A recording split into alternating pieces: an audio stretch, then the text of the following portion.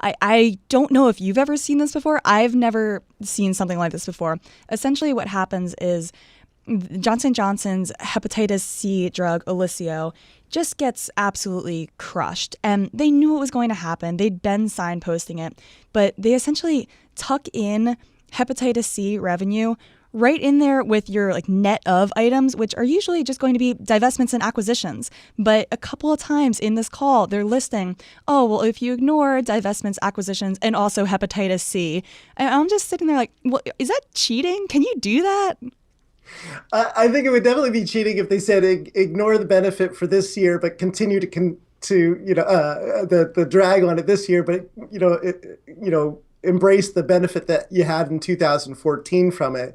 But so yeah, so let's just go back in the Wayback Machine for a second and explain to the listeners what we're talking about.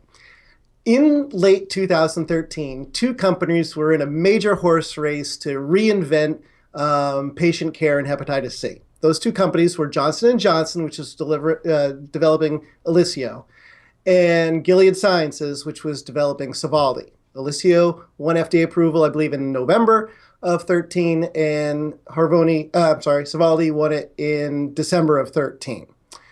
However, despite both of them being good drugs, Sovaldi ended up being the dominant drug, winning most of the market share because, frankly, it performed better overall than Olysio.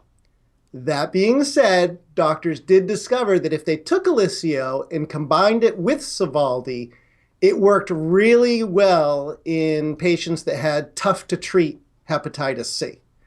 So sales of Olysio ended up coming in 2014 at about 2.3 billion, which was, I don't want to call it a bonus, but it certainly wasn't all that expected that they would do that well in 2014. In 2015, those sales fell off a cliff, if you will. I mean, it was still, solid 621 million, I think it was. But they fell off a cliff from the 2.3 billion. So you lost a lot in sales. And the reason for that was in October, Harvoni had won approval for use in genotype 1, and Harvoni was a better option, single tablet, less costly than trying to use the combination of Olysio and Sovaldi. So as a result, it became a niche status drug.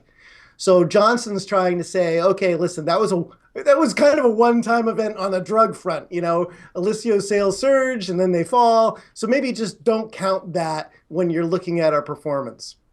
And so it kind of makes sense. I mean, they have got this gigantic pharmaceutical subsection of the business, and they knew that this is exactly what was going to happen.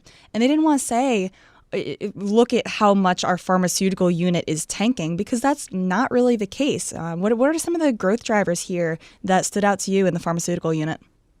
Well, investors should remember that Johnson & Johnson has three major segments, okay? It does a lot of business in pharmaceuticals, obviously.